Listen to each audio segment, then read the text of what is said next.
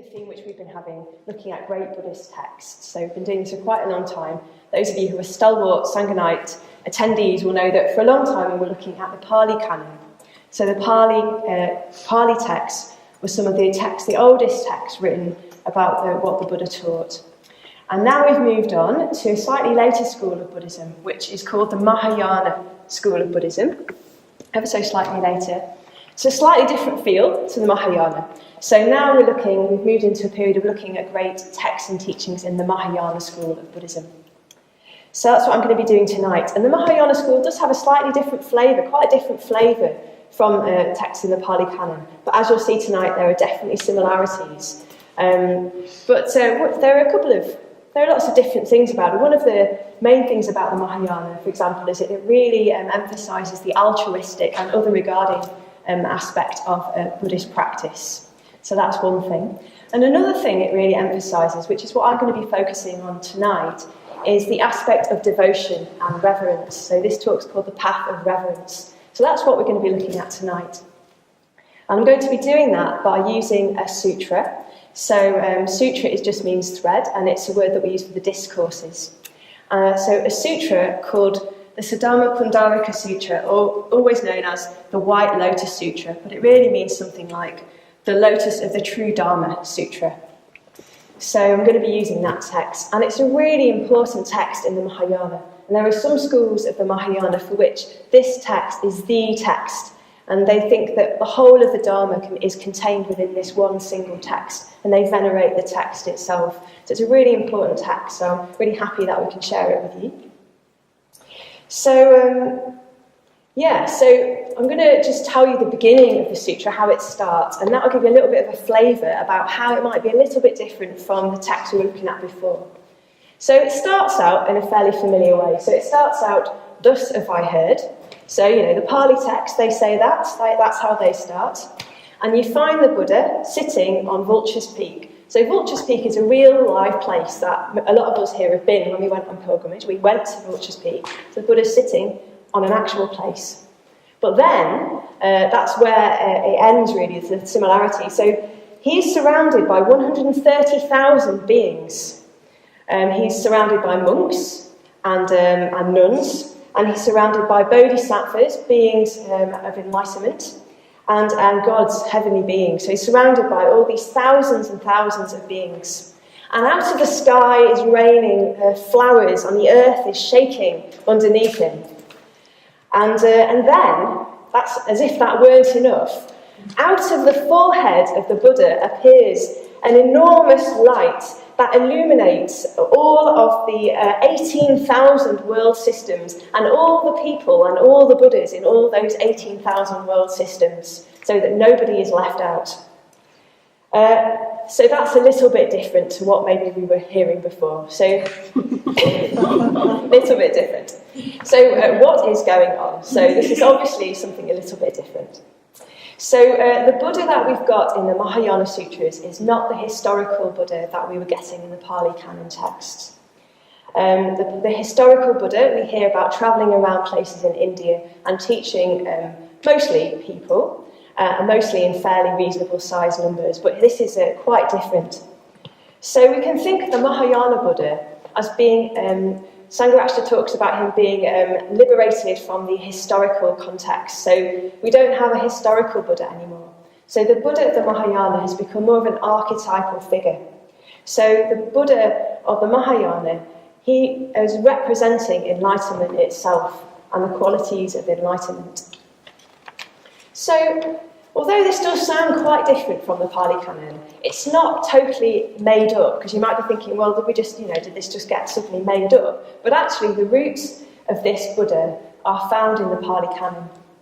So there's a man called Pingya that a lot of us will have heard of. He's quite a famous sutta in the Pali Canon at the time of the Buddha. And he was an old man, and he went to visit the Buddha, and he was incredibly impressed by the Buddha. But he was too old to live with the Buddha. So he went back to where he was from, and he took up a practice of remembering the Buddha called Buddhanusati, or recollection of the Buddha and the Buddha's qualities. And through that practice, that's how he became liberated. And he describes this experience of recollecting the Buddha. He talks about the Buddha.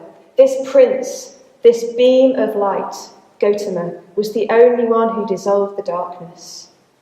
This man Gautama is a universe of wisdom and a world of understanding.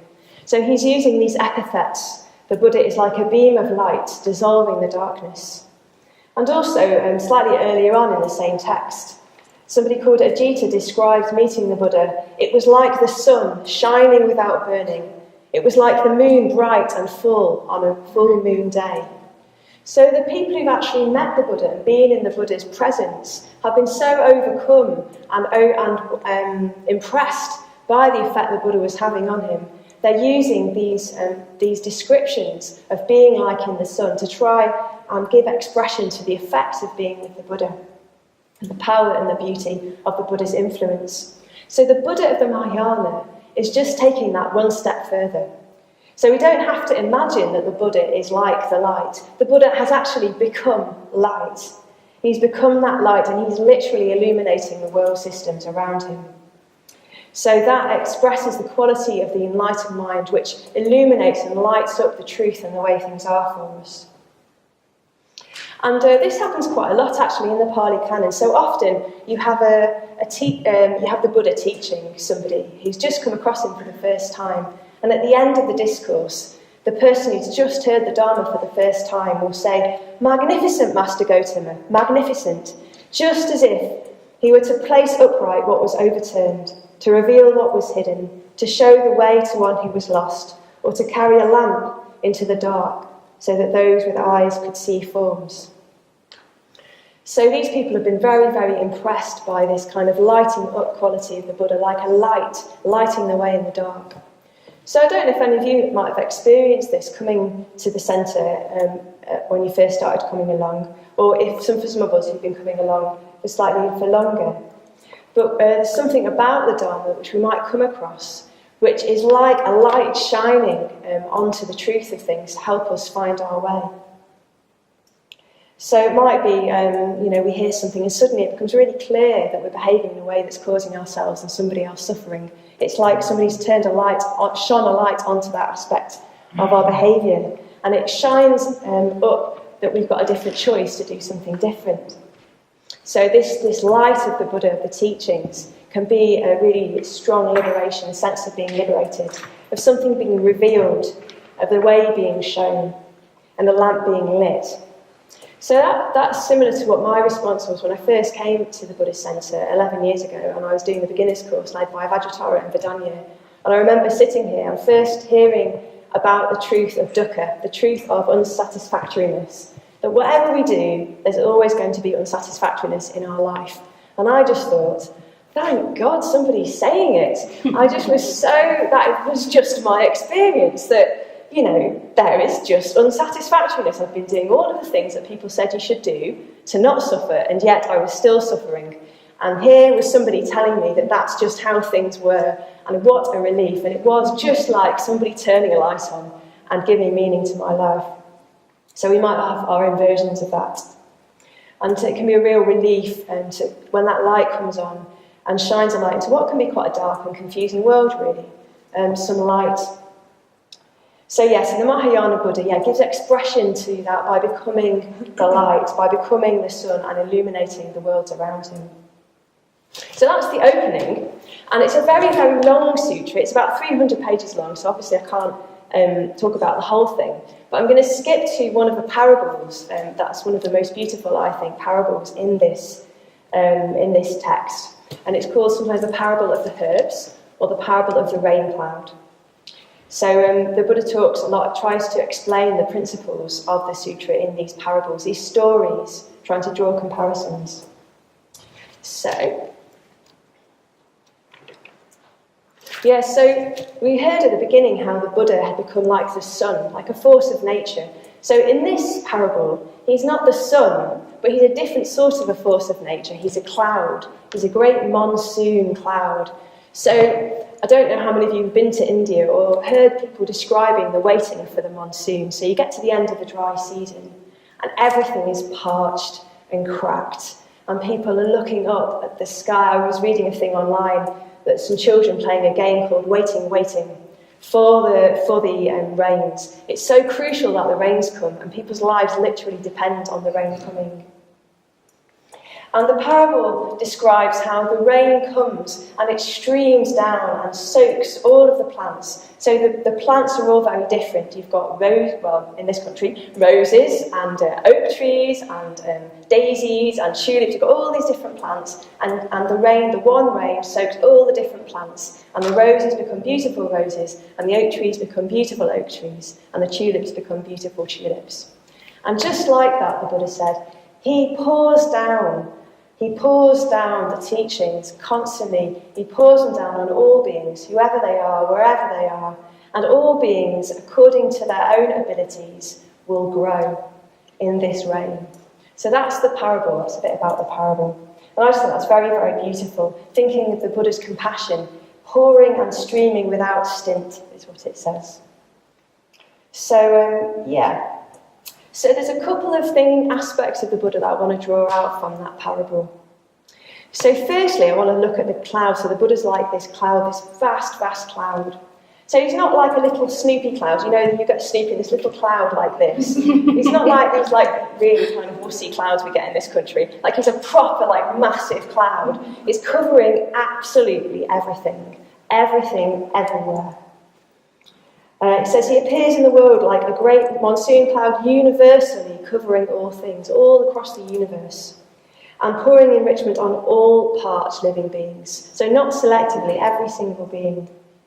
So this Buddha, this Mahayana Buddha, isn't just teaching and having influence where he happens to be at that time. He has an influence everywhere, for everybody. So an influence that anyone can access. And again, this aspect of the Buddha we can find in the Pali Canon. If we go back to Pingyur, I want to tell you exactly what he says about his experience of recollecting the Buddha. He says, with constant and careful vigilance, it is possible for me to see the Buddha with my mind as clearly as with my eyes, in night as well as day. And since I spend my nights revering him, there is not, to my mind, a single moment spent away from him. So, it's not just simple imagination. It's not just got this picture of the Buddha that he's got in his head. It's not just imagination in that simple sense.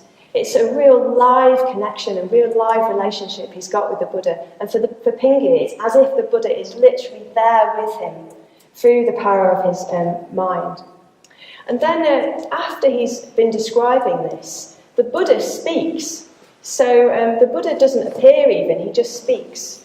So I think that's quite interesting. So it's as if the Buddha was always there. The Buddha speaks in order to confirm what Pingyur is saying and saying, yes, you are going to become enlightened by recollecting me. So the Buddha speaks. So it's as if the Buddha has that power to be with Pingyur, even though they're many, many hundreds of miles apart. So in the Pali Canon, we find the Buddha being able to be present for anyone, wherever they are. But in the Mahayana, this becomes kind of an archetypal reality where the Buddha is actually a universal Buddha who can literally be everywhere at once. A universal Buddha covering everybody with his cloud. And it's not just that he can be everywhere, but he can also be everywhen. He says, at all times to all beings, I teach the Dharma equally. As I would teach to one person, so I teach to all. I constantly proclaim the Dharma, never occupied with aught else. So he's all the time practicing the Dharma, not just, the historical Buddha would have taught sometimes, and sometimes he would have been eating alms food, and sometimes he would have maybe been going to sleep. I don't know if the Buddha really slept. But this Buddha is teaching the Dharma all the time, absolutely all the time. So his influence is not only unconfined by space, it's also unconfined by time. So, just to come back down to earth a bit, what are we to make of this Buddha? We might have a sense of our relationship with the historical Buddha, but how are we supposed to be in relationship with this Buddha? It's a bit cosmic. So, I think we can relate to this Buddha in a useful way by thinking of that Buddha as representing the principle of enlightenment itself, rather than being a person, literally a person. And I was thinking of a quote from the Pali Canon, which I think is a really lovely precursor, to this. It's a bit mysterious. There's a man called Vakali, and Vakali is dying. And the Buddha goes to visit Vakali and asks after him and says, have you got any regrets? And Vakali says, my only regret is that I wasn't able to spend more time with you while I was alive, Buddha. And the Buddha says a really interesting thing. He says, enough, Vakali. What is there to see in this vile body? He who sees Dharma, Vakali, sees me. He who sees me sees Dharma. Truly seeing Dharma, one sees me. Seeing me, one sees Dharma. So he's saying there's this suggestion here that the Buddha and the Dharma aren't actually separate. That the Buddha, even the historical Buddha, can't really be identified with his physical body. Really, he is to be more identified with the truth that he embodies and that he exemplifies and expresses. And that Dharma, of course, the truth, it can't be tied down in a linear way to a certain place and time. Because the Dharma, one of the epithets of the Dharma that people often celebrate is that it's perennial, it's always relevant, always accessible. And of course the Dharma is always relevant because it addresses the predicament of human existence, and that's always relevant whether we live now or at the time of the Buddha. And so the possibility of the freedom the Dharma brings is always available to us all, whenever we live and wherever we live. So this idea that we start to get in the Pali Canon that you can't identify the Buddha, that the Buddha is more to be identified with the Dharma, and beyond linear space and time, becomes a reality in the Mahayana where the Buddha literally is beyond space and time. And there's a word that we give to this influence that the Buddha has on us, or can have on us beyond space and time. And it's this word, Adhisthana. So some of you might have been to Adhisthana. It's actually a place as well. It's a centre that we have in Herefordshire. And if you want to come on the Sangha retreat in November, we'll be going there. So I think you should definitely come to Adhisthana. But you might not know what it means, and it literally means something like grace waves, but I don't really like that. I think more of it is like the sphere of influence of the Buddha. I think I like that translation better. So in the sphere of the influence of the Buddha. So we've got this universal Buddha who influences beyond space and time. And from our side, the effect of that is to be in the Adhisthana, in the sphere of the Buddha's influence. So I tell you, when I first came across that idea, I did not like it at all. And even now, when I'm being a little bit too literal, I do think, what? How can I be in the influence of the Buddha? So when I think like that, it's quite helpful for me to remember what he said to Vakali, actually, that the Buddha and the Dharma aren't different. So if I want to be in the sphere of the influence of the Buddha, I need to think, am I being receptive to the Dharma? And if I'm being receptive to the Dharma, if I'm practicing the Dharma, that is me being in the sphere of its influence, because they're not actually different. That is me basking in the Adhisthana of the Buddha, in the influence of the Buddha. And actually, I notice that when I'm more open to the teachings themselves, I feel more of a personal connection with the Buddha, actually, almost as if I'm being taught personally. So it works backwards as well. And maybe you might have experienced something of this yourself. So I'm often leading these groups at Sangha, and quite often somebody will say to me, do you know, that was just the perfect talk I needed. You know, I could have had any talk, but that just spoke to where I was just now. It's as if it was written for me. I hear a lot of people say that, you wrote in a book a bit, and there's a bit of Dharma in it, and you think, oh, that's weird, spooky, that I read that bit of Dharma just then, because I really needed that. So it's as if we're being spoken to personally.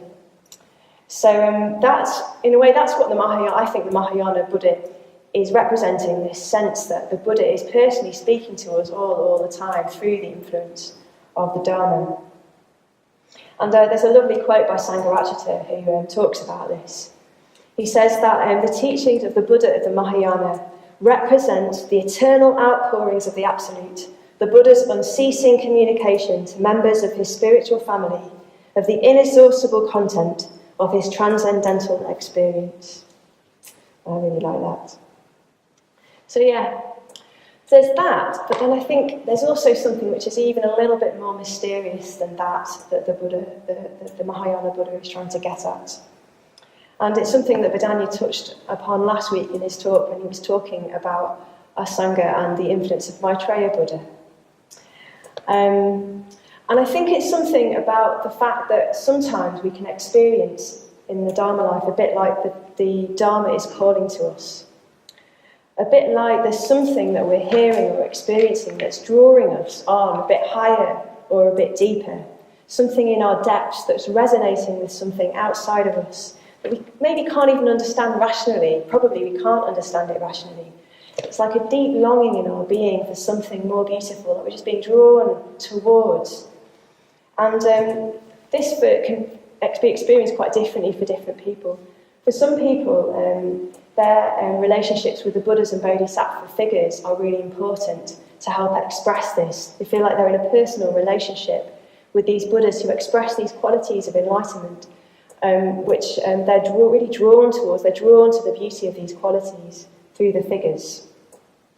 Some of us, it might be less clear. Some of us, we might not have much of a sense of that. We might just have a sense that there's something that keeps bringing us back, that really draws us on, that we're just kind of reaching for, grappling around in the dark. We don't really know even what we're trying to get to, but there's something we're trying to get to. And I think this can be more pronounced at other times. I think for me, often when I'm in a big Dharma talk, actually, because they're my favourite contexts. But I know a lot of people talk about puja, the end of puja. You know, after we've gone through the whole puja, and then we say the three, shanti, shanti, shanti, peace, peace, peace, the peace of the transcendental. And if everyone's really quiet, then something really beautiful can happen. Almost like something is coming in from the outside, something a bit mysterious, and it kind of hooks you in. You don't want to move. And I think that can be a lot of people's experience at the end of puja. It's almost as if something's coming in from the outside. So yeah, I think the Mahayana Buddha really represents this, really captures this kind of mysterious aspect of the Dharma life. Yeah, it's really, Buddhism is really reasonable. It's really reasonable. But there's also a taste of something else, which is beyond the reasonable, beyond the rational, that we can't get at with our rational minds. And it's as if there is a Buddha who's unbounded by space and time, who's coming to us and leading us. And I think it can be really helpful if you ever notice that you have that sense of being caught by something and being moved by something, to really notice that and really celebrate that and put ourselves in the conditions that really help to encourage that to grow, so that we hear more often and more easily how Bhante described the Buddha's unceasing communication of the inexhaustible content of the transcendental experience. This whisper of the transcendental is trying to speak to us. And sometimes we can hear it more easily than other times. And for me, this is doing mantra together. So I love mantra. And some of you will have heard me talk about mantra as, I think about it as a love song to the transcendental. It's a bit like it allows me to express my deepest longing for something which is higher and more beautiful. So we'll all have our own versions of that. So I want to talk about the plants. I've talked a lot about the cloud. What about the plants that are being rained on? So that's us. We are the plants being rained on. So I was thinking about the plants, and there's a couple of things I'd like to say about the plants. Firstly, I was imagining myself as a plant. So I was imagining, got to the end of the dry season. I'm really cracked and withered. I'm desperate. I'm dying even. I'm desperate for a drink. Really need a drink. And then the rain comes and it streams down and I become glossy and vibrant. And so I had an experience of this last week, being like a plant. And it was when I was, last week, I wasn't very well last week, so I had a study date with Aryadasa and Vedanya. We were talking about this actually. And I went to Vedanya's house feeling a bit kind of grotty, really, a bit tired and not very inspired, but really wanting to go anyway. So I arrived a bit like a wilting plant. And over the course of the study, I became like a glossy, bright, it's a little bit my peace lily that I once forgot to water, and then I put some water in it, just literally went like a peace lily. So yeah, I felt like a glossy peace lily by the end of it. And I think that's because the Dharma gave me what I really needed. I really needed a good drink, and it gave me a really good drink. It reconnected me with a vision of what I think is possible, with the deep compassion of the Buddha, with a deeper perspective, deeper meaning, deeper perspective. all these things, which are why I'm alive, why I want to live, really. And it did feel as if it poured enrichment on a parched living being, which is how the cloud is described as doing. And I don't know if you've ever had that experience before. You might have come to, might be meditating, or coming to Sangha night, or going to a Mitra study group, or meeting up with a friend from the Sangha, or some other activity where you're, getting some Dharma, like a cloud. And you're feeling a bit flat and not very inspired, and you leave feeling energised and uplifted. And I hope you don't mind me saying this, but Moksha Tara is often saying to me that she can feel tired at the beginning of Sangha night, but often feels very, very energised and alive by the end of Sangha night. And I think probably for some of us that's true as well. And I think the reason is because the Dharma is intrinsically uplifting and energising, because it is always giving us. We're really, really thirsty. We're all like these plants, and we all need it. And then it speaks to what the deepest recesses of our heart long for, which is what we really and truly need. And I was thinking a bit more about this metaphor of water and thirst. And I was thinking about the word for craving in Buddhism is trishna, this word here, which is translated as craving, but literally means thirst, thirsty. So, and if you remember your Four Noble Truths, the Buddha talks about how craving is the root of suffering. So, neurotic craving, where we think something's going to give us something, but it can't ever give us that thing, but we keep reaching for it anyway, and we end up suffering. And he identifies that as a core problem of existence, really, and a lot of Buddhism is about how to address that. So we're a lot like those plants, that we are always thirsty. We're thirsty all the time with this craving. And often what we're trying to do is quench our thirst by drinking salt water, by drinking something that's not really going to quench our thirst, because the things we often reach for are actually insubstantial and impermanent things that can't do that. So I think I'm just reflecting, it would be really helpful to me to try and remember that I'm like a plant, that I'm constantly thirsty for something that really will bring me back to life, like that peace lily. And that's what I really, really need. But often I find myself ignoring that and doing something which is a bit more like salt water. So, for example, if I long for a deeper connection with somebody and I feel the pain of that, then I might go and watch a DVD to black out my experience or something. Or I might really long for the release from anger and irritation, and instead what I might do is go and have a moan to somebody. So these are activities which are based in craving and which only lead to my own suffering. So the only thing that's going to quench that thirst for me, and you'll have your own examples of things that you might do when you're in a state of craving that you reach for, that really you know aren't really helping you. So we all do this all the time. And I have to remember that the only thing that's really going to quench this existential thirst of longing, this is an existential condition that we have, is that reign of the Buddha. It's really soaking ourselves in the Dharma and living for that, and really turning towards what it is that's really going to nourish us and bring us back to become a glossy being. So, yeah, and the other thing I want to say about the plants is that they all grow differently. So, so you've got your roses, and they grow into beautiful roses, and your lilies grow into beautiful lilies, and so on. So the roses don't grow into lilies, and the oak trees don't grow into daisies. It's very important they grow in their own way, otherwise that's really weird. So they all have to grow according to their own characters. And here we've got Helen, and Helen is not going to grow into a Moksha Lila, and Moksha Lila isn't going to grow into a Helen. They're just going to grow, hopefully, to become more and more beautiful Moksha Lilas and Helens. They're not going to grow to become exactly like each other.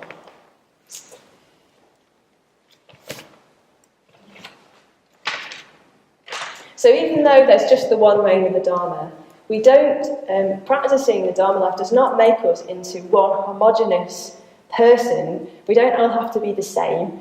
We don't all have to become sort of weird spiritual people who lose their personalities and have exactly the same qualities and traits as each other. That's not what we're doing. Actually, practicing being in the reign of the Dharma, practicing the Dharma, is actually going to make us more and more different. Actually, it's going to make us more and more ourselves into actual true individuals. And I was on I'm ordained, and we have these order weekends where we have big numbers of order members. And I was lucky enough to be around some order members who've been ordained for quite a long time, 40 years or so. And I've got to say, some of those guys, they're quite odd. So, really eccentric. Like, they don't behave in ways that you would expect people to behave in. And the reason is because they're just doing their thing. They're not trying to be like anyone else. They're just being themselves. It's very, very attractive. It's very, very attractive indeed. And really inspiring, because it makes me think, oh yeah, I don't have to be like... I could just have to be more be a better Dharmamayi. I don't have to be a better that person. So it was really, really inspiring to be around those people. And I think it's really, it might seem like a bit of a side issue, but I think it's really important and very easy to forget, actually, that we don't have to become like each other to grow. It's very easy to slip into thinking I have to be more like that person or that person if I'm going to grow. Because actually, I think if we do get into that too much, what we do is we actually block our growth, because we spend all of our time comparing ourselves to other people to see how we're doing and if we're like them or if we're not, which actually makes us a bit more self-obsessed rather than less, which is the opposite direction to where we're trying to go. And so we're not able to open up to the possibilities that actually exist for us and who we are in our being. We can't think, what would it look like if I, in my life, was really, really mindful? Like, what would it really look like if I was mindful? What would it look like for me to become much more generous? So if I'm constantly thinking about what it looks like for Aridasa to be more generous, I can't think about what it might look like for me to be more generous. So I'm going to get in my own way. And that's not to say that it's not helpful to look around and think, oh yeah, they're really kind, what a brilliant quality. So it's very, it's great to emulate the qualities that we see in other people. But I think the danger is confusing the qualities and values that we see in people by the way in which they are manifested in the person. So the quality of kindness will be manifested probably quite differently in those different others, because we've got different personalities and we're different people. So for example, an example from my own experience is that I can be quite critical of myself sometimes, because I compare myself to friends who communicate in a much softer and more gentle and emotional way. And I think I'm not kind enough because I don't communicate in that way. So I'm not kind. I need to communicate more like that, and then I'll be kind. Because the way I communicate tends to be a bit more direct and a bit more cognitive. And I think it's true, I probably do need to be kinder. I mean, we all do, don't we? I definitely have moments of not being kind and could definitely do with more kindness. But I think it's a mistake for me to think that if I am more kind, if I were more kind, it would mean that I would start to talk exactly like my friends, because that's just not going to happen.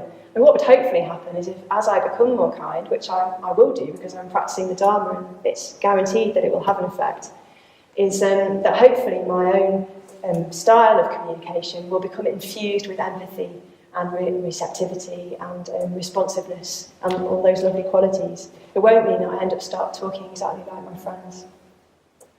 And if I confuse the two things, then I end up, my communication risks becoming quite blocked and not really, forced and closed down, and I'm not really open to the possibility of what my communication being more kind would really be if I was just growing into a more kind Dharmamayi.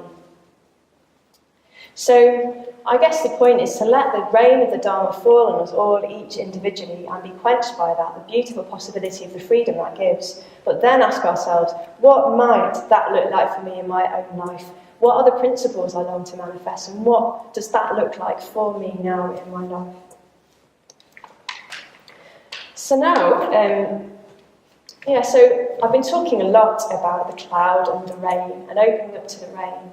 So hopefully you're starting to get a sense that in the Mahayana, this kind of openness and receptivity to the influence of the Buddhas is really important. It's not just important even, actually, it starts to become a path in itself, a path of reverence, a path of receptivity and devotion. And one really important aspect of a path of receptivity and devotion is performing acts of devotion. And I mentioned before that in the Pali Canon we have Pingya, who's been recollecting the Buddha, the qualities of the Buddha. He's making the action of rejoicing and remembering the Buddha's qualities. And that's how he becomes liberated. And there's another guy called Mahayana, where he also is recommended that he does the same practice. He rejoices in the qualities of the Buddha. And the Buddha says why he should do this, and this will be the effect of doing that. He says, one who recollects the qualities of the Buddha, his mind is not overcome with passion, not overcome with aversion, not overcome with delusion. His mind heads straight, based on the Buddha. And when the mind is headed straight, the disciple of the noble ones gains a sense of the goal, gains a sense of the Dharma, gains joy connected with the Dharma. So he's saying if you meditate on the qualities of the Buddha, that is a practice that overcomes greed, hatred and delusion, gives you a sense of the Dharma and leads to liberation. So in the Pali Canon even, we find that the devotional practice is the Dharma. It is a path of practice, even in the Pali Canon. But we don't hear about it loads, to be honest. It happens, but not that rarely. Whereas in the Mahayana, it takes centre stage, and actually that is the practice. Not just recollecting the Buddha, but all acts of devotion, they become the path to liberation. And so for an example, chapter 2 of this very long sutra, that we hear the Buddha talking about all the benefits of performing acts of devotion. And I'm going to read it all because I think it's brilliant. And listen out if you recognise yourself in any of these descriptions.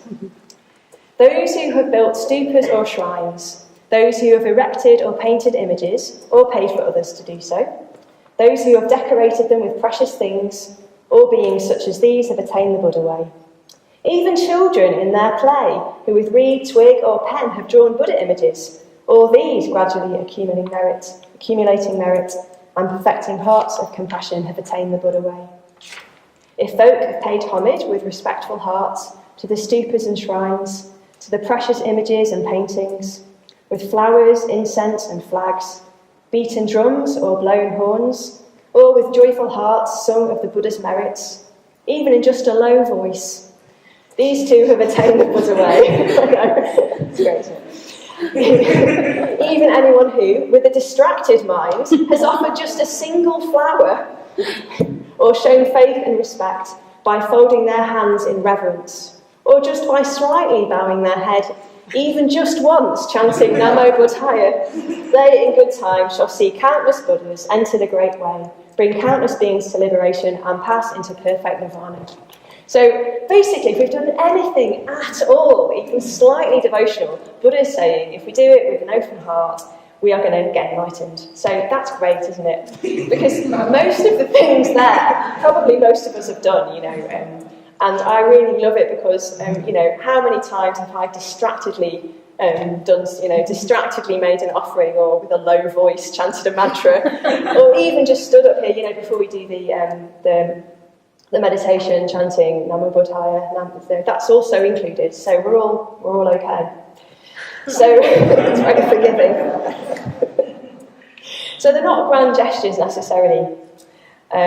So for the Mahayana, the power of the attitude of reverence and devotion and the expression of that is of primary importance, and the path to Buddhahood is one of practicing from that motivation of reverence, and that's sort of that's enough. So if you're sitting there thinking, I hate devotional practice, I don't do it and I don't like it, and nor will I, don't panic.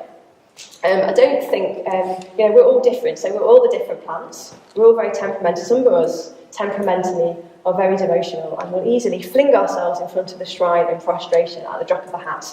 And some of us will still find making offerings a bit weird. So don't worry wherever you are on that scale, because we're all different like the plants and we all respond differently.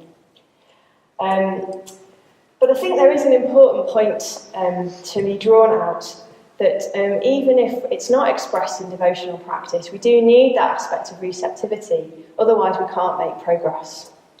If we think of the rain of the Dharma being like a great cloud to cover us, we can only benefit from the rain of the great cloud if we stand in the rain and we allow it to soak us, or we drink it in. If we get an umbrella and put up the umbrella and then run for cover, it's not going to have an effect. We're protecting ourselves from the effect of the rain. So the good news is that we're all receptive. Because if we didn't have any receptivity to the Dharma, we would not be sitting in this hall right now. So there's something that we've heard and something that we've caught that's brought us here, and we've chosen to spend our Tuesday evening sitting, listening to a Dharma talk. So we all have receptivity, which is to be celebrated and not belittled. Even just coming here, definitely it's a big deal. Most people don't make it across the doorstep, But we all have umbrella moments. We definitely all have moments when we're less receptive. Sometimes huge patches of time when we're less receptive. I've definitely my experience. So, for example, an example of a less receptive umbrella moment might be a general unwillingness to consider that we don't have all the answers to everything. We get very stuck in our own position and we think, I definitely know this is the way, this is right. That's definitely something I've done a lot in my life. Since I've come to the Buddhist Centre, I've noticed how much I was so stuck in my own views, not wanting to consider that I might not actually know everything. Yes. So, we might have noticed how we might resist hearing about aspects of the Dharma which challenge our own views, whatever they are, about ourselves or about the way things are. I definitely resisted this whole idea of the Mahayana at first and the eternal Buddha. And Surimati, who led my first Mitra group, will be able to attest to that, how it used to make me extremely angry that I could not understand what on earth it was talking about. And I thought the Dharma you should be able to understand it literally. So I was very cross. So yes, that was definitely a big umbrella period of my life there. So we can think, and being receptive isn't about just blindly following what we hear. That's not what I'm talking about. But it's more of a willingness to be open to the possibility that there might be something else, something that we don't know and don't understand at the moment in our current limited consciousness, a current limited being. There might be something else going on, and being open to that possibility. And so what we can do when we have these umbrella moments, we can use devotional practice as a way of opening ourselves up. So I've definitely experienced this. I'll be sitting in a puja, for example, a ritual, and feeling a bit kind of grumpy maybe, or blocked, or totally not into it. And, we have the mantra and everyone gets up to make offerings, and I think, I don't want to make an offering, I'm really grumpy, I just want to sit here. And then I get up anyway and I make an offering, and what happens is I just open up and I just become softer and more receptive. So the Buddha in the sutra lists a whole bunch of ways we can do devotional practice, even as much as putting a little flower on a shrine, or chanting Namo Buddhaya, or just bowing to the shrine, chanting a mantra. So there's all these different ways that we can engage with devotional practices, which might help soften us and open us to the rain. And if you're not that into that sort of practice, I'd recommend experimenting and giving it a go and seeing what the effect is with an open mind. It can be very surprising, actually. I've been doing them for 11 years and I still find it very surprising.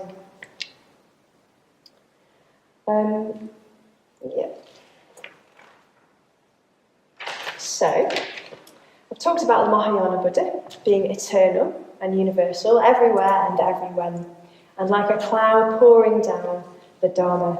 And we're like the plants, growing, thirsty, and getting what we need from the Dharma. And how we need to be receptive and open to this. So, I just want to finish by leaving you with three things that I've already said, but maybe I'll just leave you with these 3 points. Ways, how have I written it down here? How to let ourselves be refreshed by the rain. How-to guide to... So firstly, we can give up drinking seawater.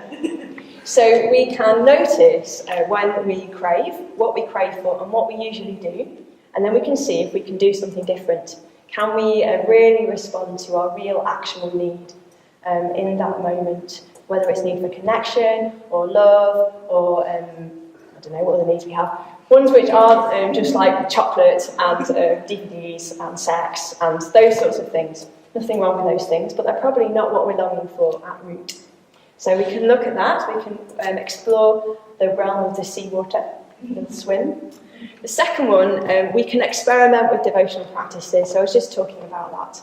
We can try, even if we've been practicing for a very long time, we could try some different devotional practices. We could go and sit on Bole Hill Park, and with a stick, we could draw a Buddha in the ground and see what happens. So there's all these different things we could do. Or we could making shrines is very lovely. You could find a place to make a shrine, or make your shrine beautiful. That's always a very opening thing. And finally, we can listen to the whisper of the transcendental. So we can notice these times when something seems to be calling to us, something drawing us on, and we can really pay attention to those and put ourselves in conditions where that arises more and more, so that we become more and more attuned to what's highest in the universe and respond more and more readily to it and let it guide us more and more with our whole being. So that gradually our lives, we learn not only to put down our umbrellas, but to entirely throw them into the bin.